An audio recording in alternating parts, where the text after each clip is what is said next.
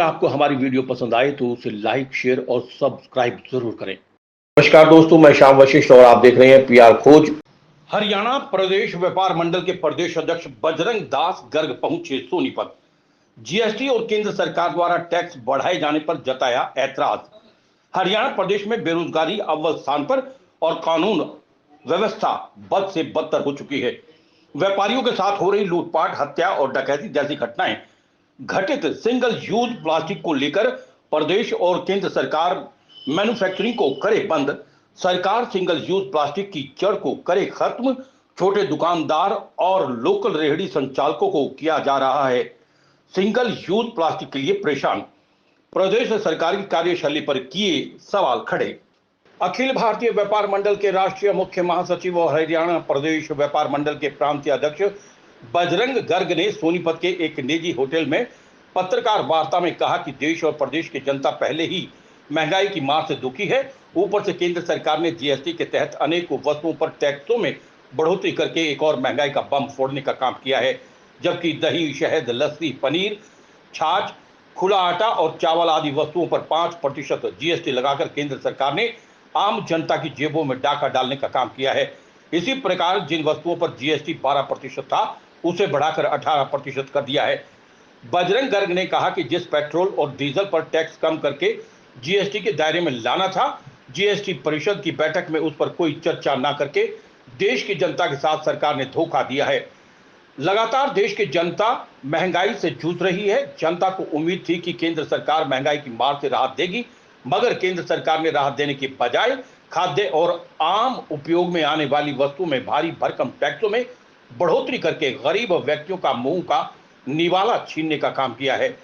आज देश और प्रदेश के अंदर व्यापार व उद्योग लगातार पिछड़ता जा रहा है और देश की जनता को, प्रदेश की जनता को, देश व प्रदेश के व्यापारियों को उम्मीद थी कि सरकार टैक्सों में राहत देगी, सुविधा देगी, मगर हुआ उससे विपरीत। सरकार ने हाल ही के अंदर नए टैक्स लगाए हैं। दूध है, दही है, छाछ है, गरीब आदमी खुला जो आटा है उस पर लगा दिया, चावल पर लगा दिया, अनेकों ऐसे वस्तुएं, खाद्य वस्तुएं हैं उनके ऊपर 5% जीएसटी लगा दिया। कोई गरीब आदमी मकान बनाता है, ईंट भट्ठा का टैक्स नहीं था, तो उसके बाद उन्होंने जीएसटी के दायरे में 5% लिया है। उसी के ऊपर इन्होंने 12% ईंटों पर टैक्स लगा दिया और कुछ वस्तुएं ऐसी थी जिन पे 12% था उस पर 18 लगा दिया। और पहले भी जब से देश आजाद हुआ है तब से लेकर अब तक कभी कपड़े पर टैक्स नहीं हुआ, कभी चीनी पे टैक्स नहीं हुआ। इन्होंने कपड़े पर, चीनी पर, खेती में उपयोग आने वाली दवाइयां हैं, सीड है, यहाँ तक कि खाद है, उनके ऊपर भी जीएसटी लगा दिया। और यहाँ तक कि जिन वस्तुओं पर 5% वेट कर था उसको 18 व 28% जीएसटी लगा दिया, जिसके कारण लगातार व्यापार उद्योग पिछड़ता जा रहा है। और दूसरी बात, आम जनता पर लगातार आर्थिक बोझ पड़ रहा है। आज रसोई गैस महंगी, एक उम्मीद और थी जनता को कि पेट्रोल व डीजल जिसके ऊपर भारी भरकम टैक्स है, भारी भरकम एक्साइज ड्यूटी है, वेट कर है, सरकार इसको राहत देगी, इसको जीएसटी के दायरे में लाकर टैक्स कम करेगी, तो वो भी कम नहीं हुआ, जिसके कारण आज व्यापारियों में नाराजगी है। हमने देश के प्रधानमंत्री जी को, केंद्रीय वित्त मंत्री जी को पत्र भी लिखा है कि आपने जो टैक्स बढ़ाए हैं, पहले बढ़ाए थे, उन पर पुनः विचार करके दोबारा मुख्य दायरे के अंदर टैक्स लगाया जाए ताकि आम जनता को राहत मिले। ये जरूरी है। जहाँ सरकार ने प्लास्टिक पर बैन लगाया, हम सरकार के फैसले के खिलाफ नहीं है, मगर सरकार फैसला उल्टा लेती है। सरकार को बैन ही जब लगाना था उद्योगों पर लगाती, जहां ठेला की मैन्युफैक्चरिंग होती है।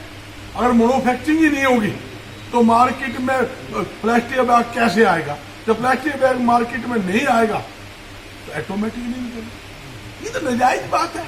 आप छोटे छोटे दुकानदार के, रेडी वाले के, छोले वाले के, समोसे वाले के, किराना वाले के, दूध वाले के, उनकी दुकानों पर जाकर छापे मारते हो और नाजायज 20,000 25,000 उनके जुर्माना लगाते हो और 2, 4, 5,000 जेब में दे दे, आगे सर जाते हो।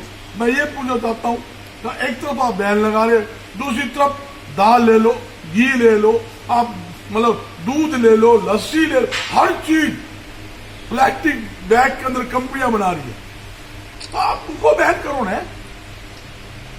मेन बात क्या है, सरकार को प्रतिबंध लगाए, हम साथ और प्रतिबंध लगाए मैन्युफैक्चरिंग पर। जब करने वाला नहीं होगा तो मार्केट में कैरी बैग नहीं आएगा। सबसे बड़ी बात ये है, सरकार करती है उल्टा काम, उनकी चोरती हुए चोरी कर ले और चोरने का जाग जा, मैन्युफैक्चर तो माल बना ले, मार्केट में भेज, हम छापा मारेंगे और माल खावांगे। एक बार से 2 काम कैसे हो सकती है? आप बैन लगा रहे हो, किस चीज बैन लगा रहे हो? रिटेलर पे बैन लगा रहे हो भाई। तुम ठेला नहीं बेचो, ठेला में सामान नहीं डालोगे, सब्जी नहीं डालोगे, किराना का सामान नहीं डालोगे, 100 ग्राम दही लाओ वो नहीं डालोगे, वो ये बैन लगा रहे हैं ना। ये तो बैन नहीं लगाया कि पीछे मैन्युफैक्चरिंग हम नहीं होने देंगे। जब मैन्युफैक्चरिंग नहीं होगी, लाइसेंस बंद होंगे, उनको उनकी बिजली पानी नहीं दोगे तो किस प्रकार कुछ लेगा, तो कैसे बात बनेगी? तो ये एक बड़ी भारी समस्या है। सरकार को इस पर पुण्य विचार करना चाहिए। सरकार को मैन्युफैक्चरिंग के ऊपर उसको बैन करना चाहिए, उनको प्रतिबंध लगाना चाहिए कि कोई लाइसेंस इशू ना हो, कोई फैक्ट्रियां चलती हो उसको सील करे, उसको चलने ना दे, ऑटोमेटिक समस्या समाधान हो जाए। कहने की बात नहीं है। और दूसरी बात, सबसे बड़ी समस्या व्यापारी में क्या है? लाइन ऑर्डर की समस्या। एक तरफ तो अफसरशाही दोनों हाथों से लूट रही है, तो आपने सवाल ही कर लिया प्लास्टिक के ऊपर। और दूसरा क्या है, कोई ऐसा एक महकमा बता दो, मैं आपके बीच में बैठा हूँ, एक ऐसा महकमा बता दो जहां बगैर सेवा शुल्क काम होता हो, एक का नाम बताओ और मैं आंकड़े गिरा दूं। तहसील में चल जाओ तो पैसे, जीएसटी विभाग में चल जाओ तो पैसे, आबकारी विभाग में चल जाओ तो पैसे, मार्केट कमेटी हमारे वर्मा जी, पवन जी, संजय जी बैठे, अनाज मंडी में चल दो, सेक्रेटरी ने पीए चाहिए, उसके ऊपर डीएम अमाउंट चाहिए, फिर जज ने चाहिए, और नीचे वो छोटा सा इंस्पेक्टर ना तो तेरे पहले चाहिए है, मैं लूंगा आगे बटूंगा। ऐसे हालात हरियाणा के अंदर है। आप सही कह रही है, भ्रष्टाचार खत्म कर दिया और माल ले लिया। उनका काम क्या है, तुम लाओ और हमने खुआओ। मैंने आपको तीसरी बात, कानून व्यवस्था। सबसे मोटी मेरी मुख्यमंत्री जो अपील है कि लाइन ऑर्डर की स्थिति में ज्यादा क्यों व्यापारी दुखी है, किसी के साथ लूटपाट हो रही है, किसी के साथ फरोख्ती हो रही है, किसी की हत्या हो रही है, आप रोज देख रहे, रोज आ रही। तो मेरी उनसे अपील है, व्यापारी और व्यापार मंडल तन मन धन से सरकार का सहयोगी है, इसमें कोई दो राय।